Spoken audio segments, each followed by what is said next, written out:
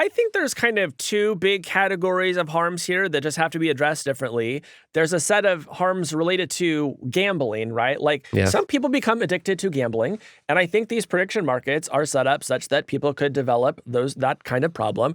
And so I think this industry needs to be required to do the same sorts of things that casinos do, which is you have to let people exclude themselves from the market if they say, hey, I can't trust myself with your particular prediction market. I think they need to do mandatory age verification, right? I don't want to read a story in a year about like the high schools where Kalshi is the hottest thing and there's a bunch of 16-year-olds in debt because they couldn't stop betting on who was going to be in the Super Bowl.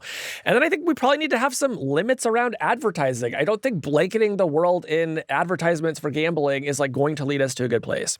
But then you also just have the market problems, which is what you're talking about, which is that clearly insider trading is just an inherent feature of these platforms. And so we do need a big bad regulator that is just actively surveilling these platforms and is trying to get the bad actors off the platform. And if I were a Kalshi or a Polymarket, I would welcome that because then my prediction market might actually be worth something. Yeah, and I would like to see prediction markets become something closer to the vision that I heard back at that prediction markets conference years ago, which is like a way of sort of incentivizing the production of good knowledge. I mean, one of the things that the proponents of prediction markets were saying is like, right now we have polling for like public sentiment or elections, and people are not incentivized to like go out and do their own polls because they think they can do a better job than Gallup or, Ipsos or whoever the sort of polling organization is.